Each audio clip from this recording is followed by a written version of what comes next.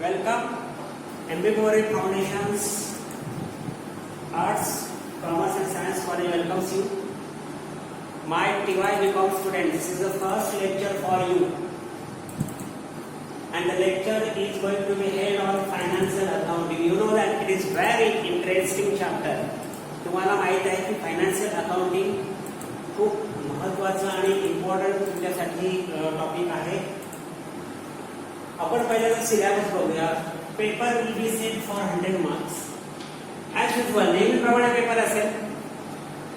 खास करून ऑब्जेक्टिव्ह 40 आणि प्रॅक्टिकल 60 मार्क्स अशा प्रकारचा पॅटर्न आहे. सिलेबस मध्ये अतिशय महत्त्वाचे डिवाइड विभागाच्या दृष्टीने जे चॅप्टर आहेत ते बघूया. First chapter preparation of final accounts of companies. कंपनीचं फायनल अकाउंट कसं तयार करायचं याच्याबद्दलची माहिती आहे. व्हर्टिकल फॉर्म मध्ये आपण बॅलन्स शीट आणि प्रॉफिट अँड लॉस अकाउंट शिकणार आहोत. थोडंसं डीप चॅप्टर आहे. तुम्हाला सगळ्या बेसिक कॉन्सेप्ट याच्यामध्ये शिकायला मिळतील. दुसरा जो महत्त्वाचा चॅप्टर आहे तो इंटरनल रिकन्स्ट्रक्शन. जेव्हा कंपनीची परिस्थिती चांगली नसते तेव्हा कंपनी कधीही डायरेक्ट लिक्विडेशन मध्ये जात नाही. कंपनी स्वतःला वाचवण्याचा प्रयत्न करते. त्यांना इंटरनल रिकन्स्ट्रक्शन असं म्हणतात. हा सुद्धा अतिशय इंटरेस्टिंग आणि मार्क्स मिळवून देणारा विषय. याच्यामध्ये कॅपिटल रिडक्शन अकाउंट ओपन करावं लागतं आणि सगळ्या ॲसेटच्या व्हॅल्यूज ह्या त्यांच्या ट्रू व्हॅल्यूला राईट ऑफ केल्या जातात. ते प्रोसिजर काय ते आपण जेव्हा चॅप्टरवर ते येईल तेव्हा बघणार आहोत. प्रत्येक प्रॉब्लेम हा 15 मार्क्सचा असेल याचं लक्षात घ्या. बायबॅक ऑफ शेअर्स हा तिसरा चॅप्टर. कंपनी स्वतःचं नियंत्रण वाढवण्यासाठी कधी कधी आपले शेअर बाजारातून विकत घेऊ शकते आणि कंपनी स्वतःचं होल्ड वाढवू शकतं. कधी कधी शेअर होल्डर्स जे असतात कंपनीचे ते कंपनीला खूप त्रास देतात डिव्हिडंडच्या बाबतीत वगैरे. अशा वेळेला company take the decision of buying back its own shares. स्वतःचे शेअर्स विकत घेण्याचा महत्त्वपूर्ण निर्णय कंपनी घेत असते. आणि चौथा प्रॅक्टिकल प्रॉब्लेम असणारा चॅप्टर जो आहे तो इन्व्हेस्टमेंट अकाउंटिंग. ज्याच्याबद्दल आज आपण माहिती घेणार आहोत. हा या 3 चॅप्टरपेक्षा पूर्णपणे वेगळा आहे आणि म्हणून इन्व्हेस्टमेंट अकाउंटिंग बद्दलची आज आपण माहिती घेणार आहोत. कारण याच्यामध्ये बेसिक कॉन्सेप्ट आहे. त्यामध्ये बॅलन्स शीट तयार करावी लागते. या चॅप्टरमध्ये चौथ्या चॅप्टरमध्ये बॅलन्स शीट तयार करावी लागत नाही. कॅल्क्युलेशन सोपं आहे परंतु नीट समजून घ्यायला पाहिजे कारण ते कन्फ्युजिंग देखील आहे.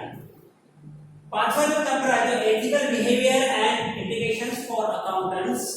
हा नवीन चॅप्टर इंट्रोड्यूस केलेला आहे. एखाद्या बिझनेसमन किंवा एखाद्या अकाउंटंटने कोणत्या प्रकारचा एथिक्स पाळायला पाहिजे किंवा कोणत्या प्रकारची नीतिमूल्य पाळायला पाहिजे याच्याबद्दलची अतिशय सुंदर माहिती याच्यामध्ये वर्णन केलेली आहे.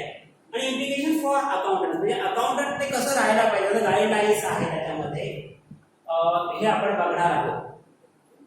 तर आपण सुरुवात करणार आहोत चौथा चॅप्टर 15 मार्क्ससाठी इन्व्हेस्टमेंट अकाउंटिंग. त्याचे महत्त्वाचे पॉइंट्स आपण घेणार आहोत. So the first question is what is investment. मला सांगा इन्व्हेस्टमेंट म्हणजे काय. आपण म्हणतो ना माझ्या बाबांनी माझ्यासाठी इन्व्हेस्टमेंट केलेली आहे, आईने इन्व्हेस्टमेंट केलेली आहे. म्हणजे इन्व्हेस्टमेंट म्हणजे काय. जसं आपण वैयक्तिक लाईफ मध्ये इन्व्हेस्टमेंट करतो तसं कंपनीचं इन्व्हेस्टमेंट करत असते. व्हेन कंपनी हॅज स्पेअर मनी. कंपनीकडे जेव्हा स्पेअर मनी असतो company prefers to invest that money for a certain period. So long term investments are generally purchased. These investments are basically for more than 12 months. 12 महिन्यापेक्षा जास्त काळ investment केली जाते. तर इन्व्हेस्टमेंटची जर डेफिनेशन म्हणाल तर investment means securities obtained or purchased by the investor. Securities obtained or purchased by the investor for earning more income.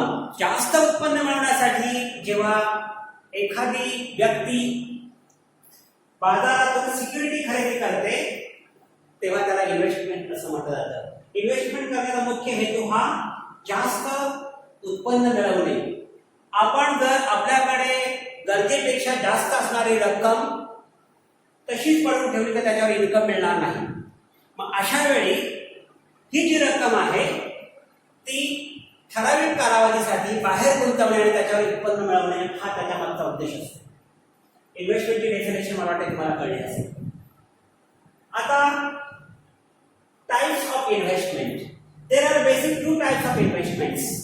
The first type is interest giving securities.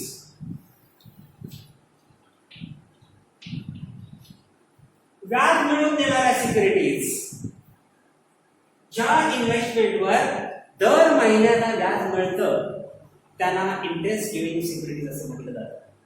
समजा तुम्ही एखादी डिबेंचर नावाची इन्व्हेस्टमेंट 8% डिबेंचर्स अमुक अमुक कंपनीचे तुम्ही खरेदी केले, तर तुम्हाला जेवढे महिन्याची ती इन्व्हेस्टमेंट असेल त्याच्यावर व्याज मिळणार आहे, 8% व्याज मिळणार आहे. Interest giving securities are very safe for investment. याच्यावर जास्त जरी व्याज मिळत नसलं तरी ही एक सुरक्षित खेळी आहे. तुम्हाला सुरक्षित दराने त्याच्यावर व्याज मिळणार आहे, 8% व्याज मिळणार. हा जो इन्व्हेस्टर आहे तो कंपनीला काय म्हणेल की तुम्ही तुमची कंपनी विका नाही तर आणखी काय करा, मला माझ्या 8% व्याज पाहिजे, कारण I have made the agreement with you, I have certificate, माझ्याकडे काय आहे, सर्टिफिकेट आहे, I have for the investment. So अशा प्रकारची इन्व्हेस्टमेंट हा पहिला टाईप झाला. पण याच्यावर 50% चान्स आहे प्रॉब्लेम येण्याचा. आणि दुसऱ्या प्रकारची इन्व्हेस्टमेंट डिव्हिडंड अर्निंग और डिव्हिडंड गिविंग सिक्युरिटीज. ज्या इन्व्हेस्टमेंटवर आपल्याला व्याज मिळत नाही तर लाभांश मिळतो, डिव्हिडंड मिळतो, त्यांना डिव्हिडंड गिविंग सिक्युरिटीज असं म्हटलं जातं. या इन्व्हेस्टमेंट ह्या रिस्क घेणाऱ्या लोकांसाठी असतात, ज्यांना वाटतं की आपल्याला आता पैसे नाही मिळाले तर चालेल पण एकदा पैसे मिळाले पाहिजे, बुडले तरी चालतील, म्हणजे ज्यांची रिस्क घ्यायची असते ते शेअर मध्ये गुंतवणूक करतात. उदाहरणार्थ शेअर्सवर डिव्हिडंड द्यावं असं काही कंपल्सरी नसतं, पण कधी कधी इतका डिव्हिडंड मिळतो का आपण एका वर्षात श्रीमंत होऊ शकतो. अशा प्रकारे, आणि डुबलो तर चांगलेच डुबू शकतो. अशा प्रकारे दोन प्रकारच्या इन्व्हेस्टमेंट आहे. आता हा डिसिजन जो असतो तो इन्व्हेस्टमेंटचा असतो की कशामध्ये आपण पैसे अडकवावे, कशामध्ये गुंतवावे.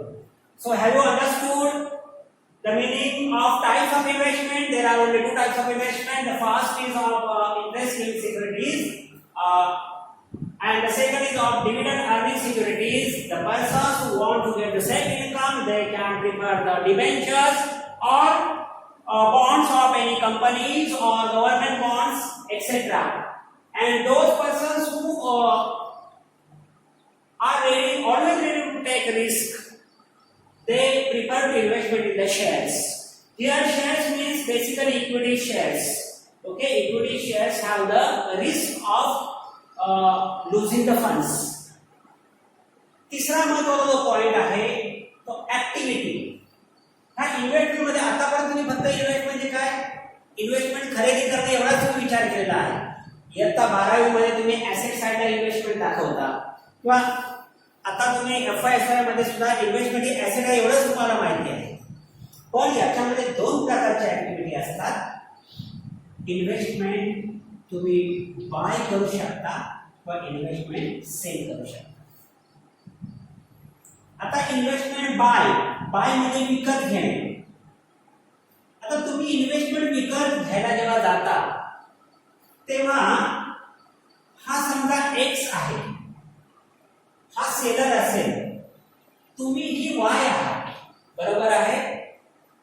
यू आर Y, तुम्ही X कडनं बाय करता म्हणजे विकत घेता.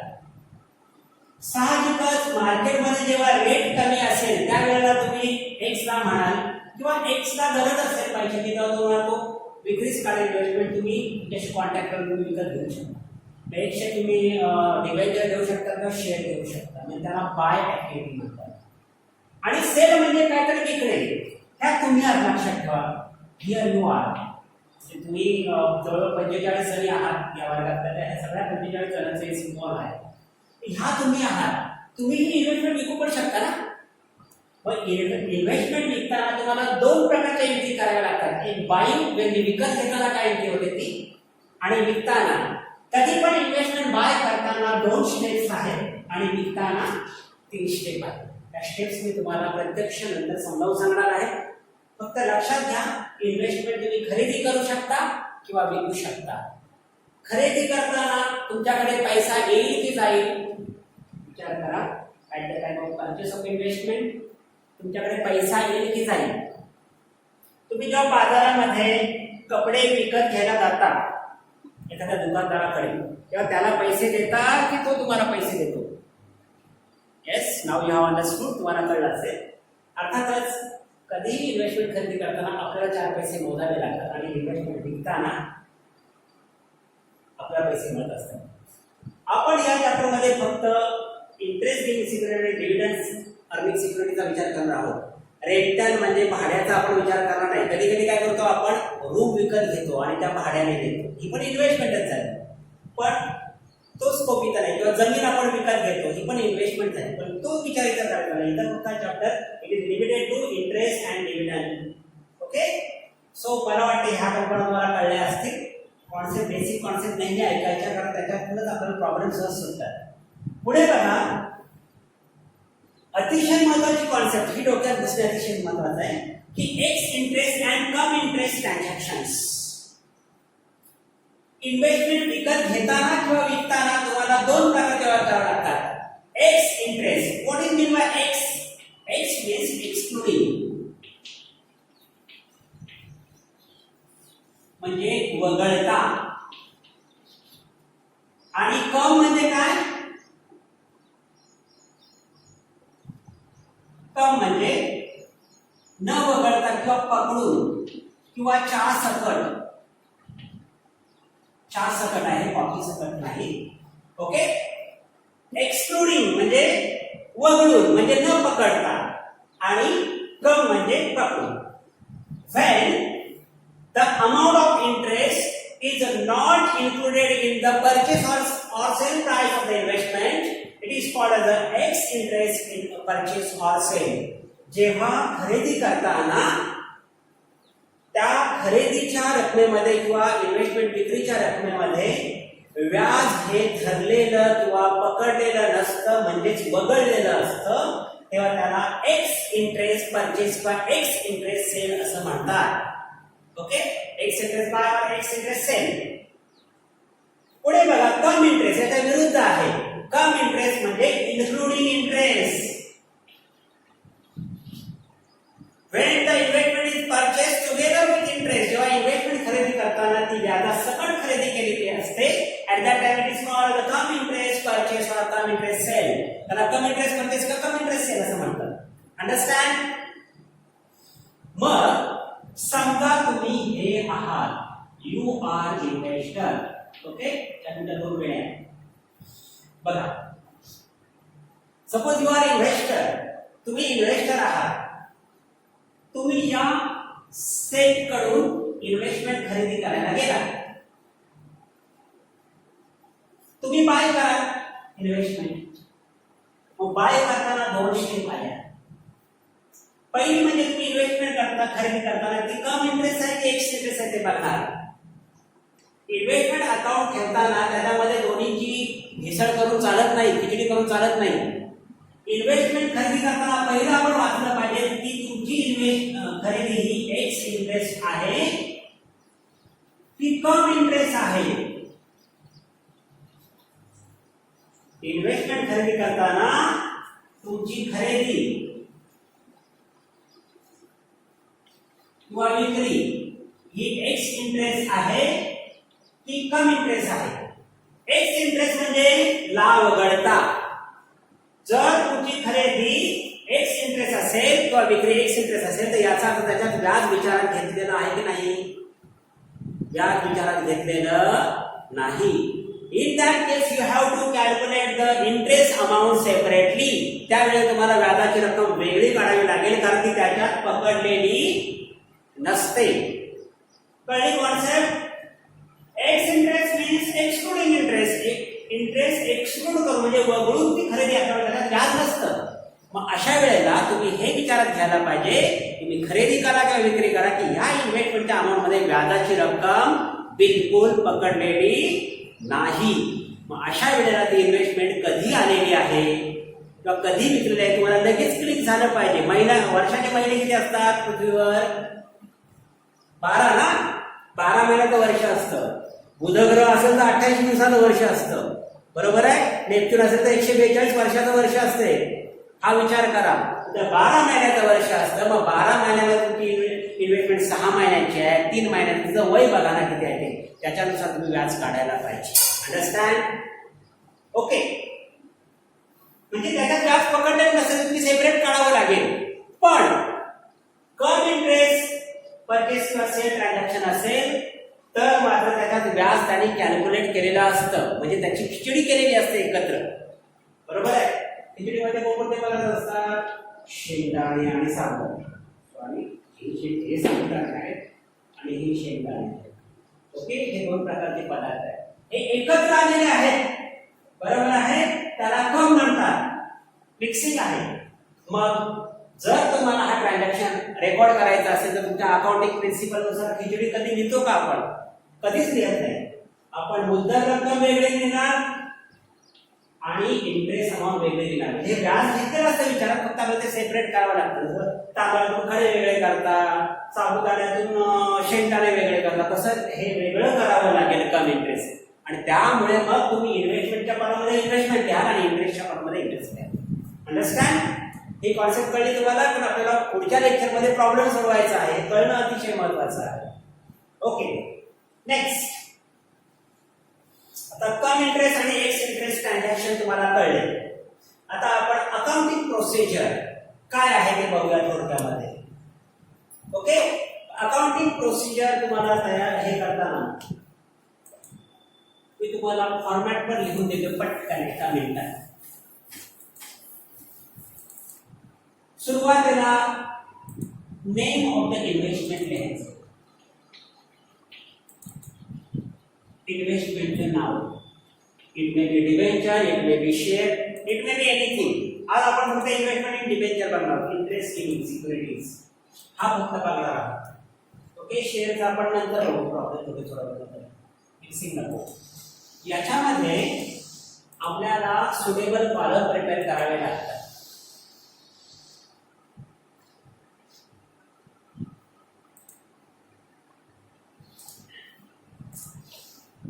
Okay,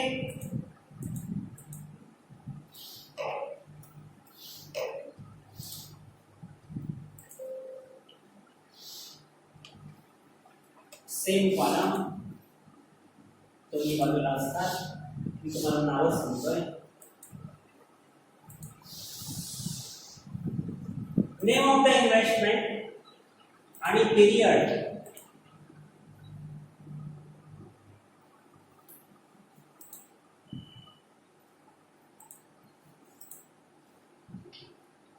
interest period. Interest period 1 वर्षाचा की 6 महिन्याचा टप्पा आहे ते आपल्याला सांगतात स्पष्ट. ओके, कधी कधी 6 महिन्यांनी इंटरेस्ट काढायची पद्धत असते, कधी कधी 1 वर्षांनी आपल्याला वाचावं लागणार काय आहे ते प्रत्येक प्रॉब्लेम बरोबर नसतं. लेफ्ट हँड साईडला डेबिट साईड म्हणतात, राईट हँड साईडला क्रेडिट साईड म्हणतात. ह्या इन्व्हेस्टमेंटचं सगळं रेकॉर्ड याच्यामध्ये लिहिलं जातं, म्हणून इन्व्हेस्टमेंट अकाउंट आहे.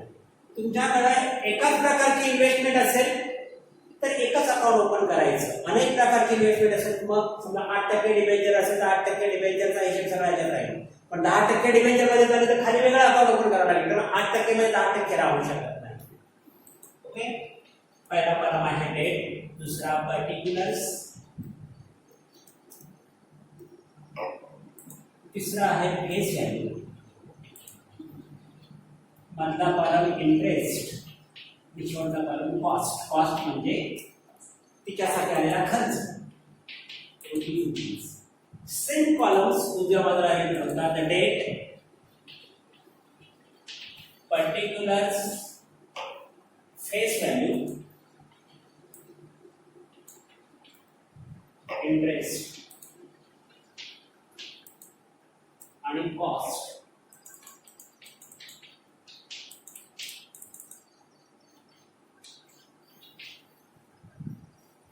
बघा,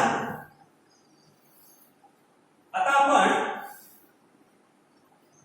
अकाउंटिंग प्रोसिजर बघतो, म्हणजे प्रॉब्लेम कसा सोडवायचा. What is the account procedure that is follow? At the beginning we write the opening balance of the investment. Name of the investment कोणाचं तरी बुक असेल, बरोबर आहे, सायली असेल, सोनाली असेल किंवा आणखी कोण असेल, इन द बुक्स ऑफ अमुक अमुक किंवा in the books of Priyanka. Name of the investment, पहिल्यांदा इन्व्हेस्टमेंटचं नाव लिहायचं. मग आता आपल्याला दोन प्रकारचे ट्रान्झॅक्शन असतात. जर इन्व्हेस्टमेंट बाय केली म्हणजे विकत घेतली तर डेबिट व्हॉट कम्स इन, आणि इन्व्हेस्टमेंट विकली तर क्रेडिट व्हॉट गोज आउट. हा नियम लागू होतो. इन्व्हेस्टमेंट बाय करताना किती स्टेप्स आहेत? How many steps that we have to take? There are only 2 steps. By करताना 2 स्टेप आणि सेल करताना 3 स्टेप. पहिल्यांदा ओपनिंग लिहायचं. समजा अकाउंटिंग इयर आहे एप्रिल ते मार्च. एप्रिल ते मार्च कधी सुरू होतं?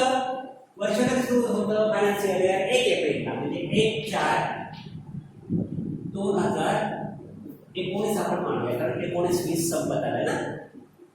1/4/2019 ला समजा त्यांचं ओपन झालं टू बॅलन्स प्रॉडक्ट. सोनालीकडे 500 युनिट होते, 500 नग होते, 500 सर्टिफिकेट होत्या. 100 रुपयाचे एक सर्टिफिकेट किती होईल? 500 गुणिले 100. बघा किती होईल? 5 लाख होईल की 50 लाख होईल? 500 गुणिले 100. 100 शून्य शून्य 100 शून्य शून्य 100 5 500.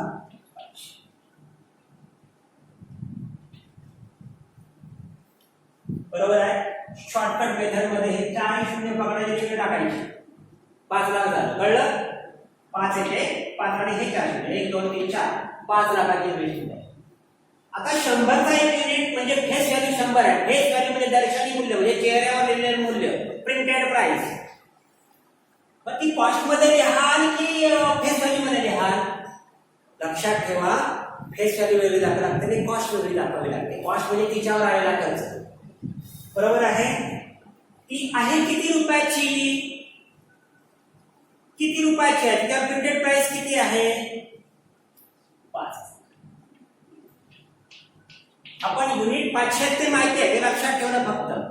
प्राइस तर डिस्प्ले केली 5 लाख 500, आणि जर युनिट दिलेले असते तर ते 100चेच मानायचे, कारण हे डिबेंचर आहे किंवा इंटरेस्ट इन सिक्युरिटी 100ची असते, नियम आहे. पण समजा 5 लाखाची इन्व्हेस्टमेंट त्या मिस सोनालीला, म्हणजे ह्या मिस सोनालीला कितीला पडले? कदाचित तिला 4,60,000 मिळाली असेल. तिच्या खर्च तिचा 5 लाख आलेला नसेल, 4,60,000 तिने इन्व्हेस्ट केले असेल. आता सोन्याच्या दुकानात गेल्यानंतर काही 2-4 महिन्यापूर्वी कोरोनाच्या आधी ज्यांनी सोनं खरेदी केलेलं आहे तेव्हा 54,000 रुपये तोळं होतं का सोनं? नव्हतं ना. त्याची कॉस्ट किती होती? कमी होती. पण आज विकायला गेल्यानंतर 54,000 मिळतात की नाही. So there is fluctuation in the market. Investments prices do not remain the same all the time. Okay? So आता 5 लाखाची इन्व्हेस्टमेंट आहे आणि इंटरेस्ट पिरियड आहे 30 जून, 30 जून आणि 31 डिसेंबर. वर्षातून 2 वेळा व्याज काढावं. पण वर्षाचे महिने 2 असतात की 12 असतात ते लक्षात ठेवा. 12 असतात ना, ते 2 होतील. ओके. 30 जून आणि 31 डिसेंबर. सो 2 वेळा व्याज काढलं जातं. आणि समजा नाव आहे 8% डिबेंचर. इन्व्हेस्टमेंटचं नाव आहे 8% डिबेंचर. मग हा ओपनिंग बॅलन्स कधीचा आहे? 1/4चा आहे. आणि व्याज कधी काढणार आपण? 1/4 नंतर महिने मोजा. एप्रिल नंतर मे, बरोबर? एप्रिल, मे आणि जून, बरोबर आहे. म्हणजे पहिलं व्याज कधी काढलं जाईल? 30 जून. पण आपण किती तारखेला उभे आहोत? 1/4 ला. म्हणजे शेवटचं व्याज कधी काढलं होतं? 1 डिसेंबरला काढलं होतं की नाही? मागे गेला तर 1 एप्रिलच्या मागे जा. एप्रिल नंतर मार्च येतो, बरोबर? मार्च, फेब्रुवारी आणि जानेवारी 3 महिन्याचं व्याज दाखवले का त्यांनी? दाखवलेलं नाही. याचा अर्थ हे व्याज ड्यू आहे. दाखवणं महत्वाचं आहे. हे कसं ओळखायचं? तुमचा पिरियड काय? ओपनिंगच्या वेळेला तुम्हाला मागं जावं लागतं, कळलं? आणि क्लोजिंगच्या वेळेला पुढे जावं लागतं. मग तुम्हाला 1 डिसेंबर पर्यंत मागं जावं लागेल आणि व्याज काढावं लागेल. किती रुपयावर? तर समजा व्याज काढताना नेहमी फेस व्हॅल्यूवर काढतात, कॉस्टवर काढत नाही. तर चुकून घाईमध्ये तंद्रीमध्ये तुम्ही जर याच्यावर व्याज काढलं तर व्याजाची रक्कम चुकेल. फेस व्हॅल्यू तर on rupees 5 lakh at the rate of किती टक्का 8%. तर किती महिने 3च महिने व्याज काढावं लागेल ना, कारण तुम्ही किती प्रवास केलाय जानेवारी फेब्रुवारी आणि मार्च आणि आज तो व्याज इथे व्याज कुठे दिसतोय. व्याज ड्यू होतं नेहमी, व्याजाचा फळ कसा घेऊन चालत नाही. मग किती 5 असं तुम्हाला व्याज काढावं लागेल. आता प्रॉब्लेम होताना आपण बघणार आहोत ते समजा व्याज एवढं आहे.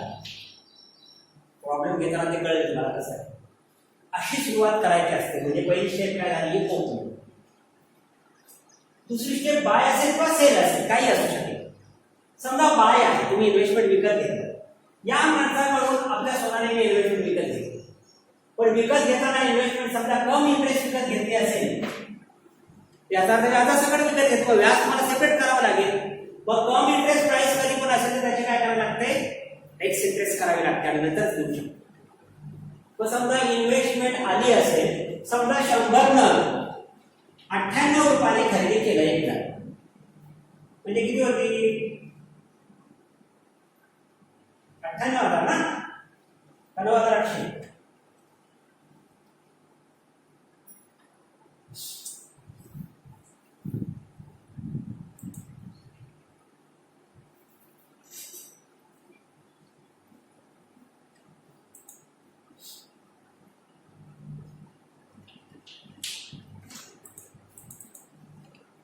आहे ना, जी काही त्याची आता माझ्याकडे तुमच्याकडे करून बघा ते आहे. तुम्ही काय म्हणाल, investment comes in investment account debit to काय गेला, पैसा गेला टू बँक गोज आउट. इथं त्याची प्राइस येईल 10,000 हे सगळे येईल. ओके, 100 गुणिले 100 इथे 100 गुणिले 98 करून चालणार नाही. जी काय आहे तिथे प्राइस येईल.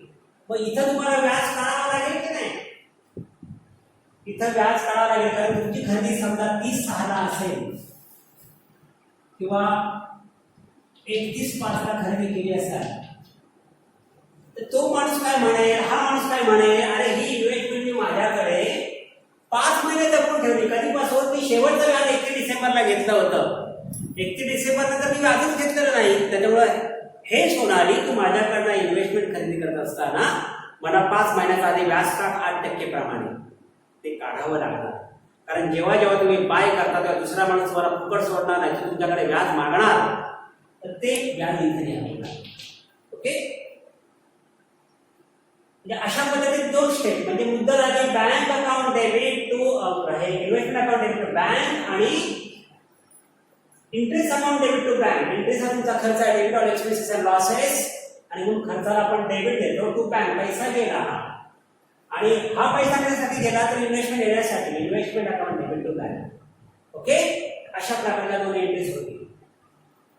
विक्री करत असताना इथं टू बँकच्या ऐवजी बाय बँक येईल. तुम्ही काय मला पैसा आला, बँक अकाउंट डेबिट टू काय गेली, टू इन्व्हेस्टमेंट, म्हणजे गेली म्हणजे क्रेडिट येणार. बाय बँक किती रुपयाची इन्व्हेस्टमेंट गेली, ही गेली इन्व्हेस्टमेंट. इथं फेस व्हॅल्यू द्यायचं, इथं कॉस्ट द्यायची, वेगवेगळ्या रक्कम द्यायची.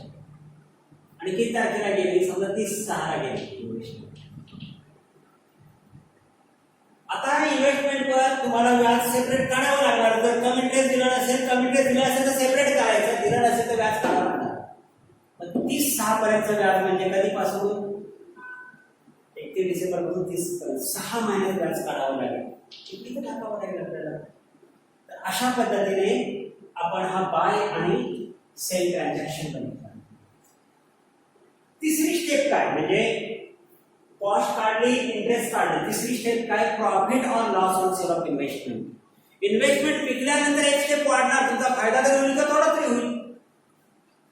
इन्व्हेस्टमेंट वर प्रॉफिट किंवा लॉस काढताना वेटेड ॲव्हरेज मेथडने काढतात. मग पहिल्यांदा तुमची इन्व्हेस्टमेंट प्रॉफिट किंवा लॉस काढण्यासाठी पहिल्यांदा कॉस्ट काढावी लागते, जी विक्रीची.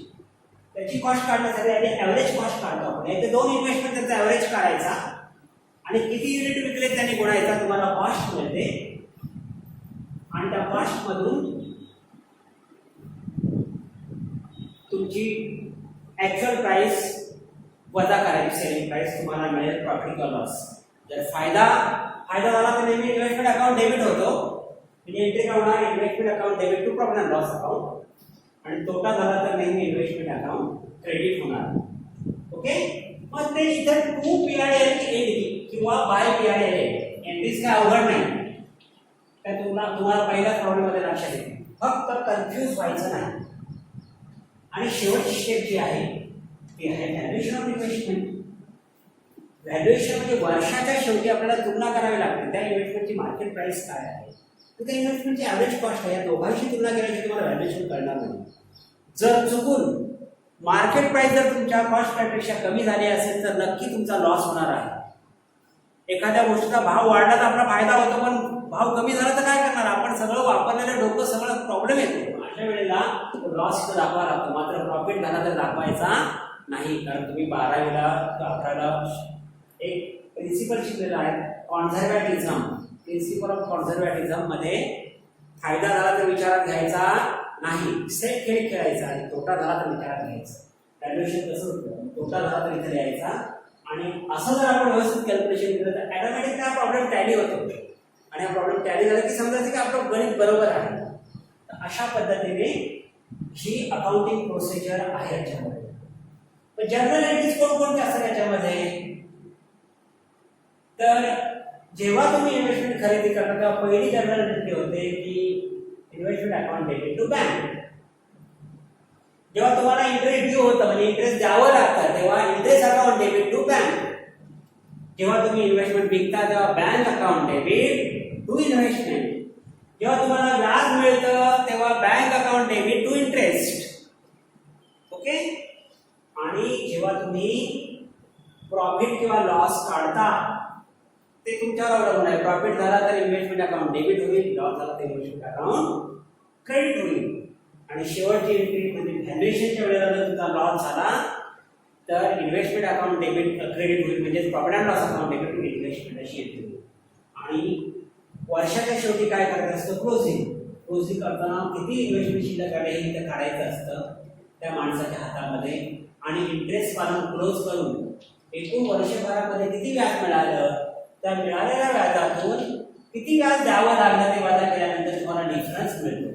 हा difference profit and loss transfer केला जातो. म्हणजे एंट्री काय होते की interest account debit to profit and loss account, आणि ही शेवटची एंट्री झाल्यानंतर प्रॉब्लेम टॅली होतो. अशा पद्धतीने हा खूप इंटरेस्टिंग चॅप्टर आहे, and I think you will take 20 or 25 minutes for solving this problem. So जे काय असलेली आहे पुन्हा व्हिडिओ लेक्चर व्यवस्थित ऐका, कारण याच्यामध्ये आपल्याला आता लक्ष द्यावंच लागेल, आणि आपण पुढच्या लेक्चरमध्ये बघणार आहोत प्रॉब्लेम सोडून घ्या. Okay, bye.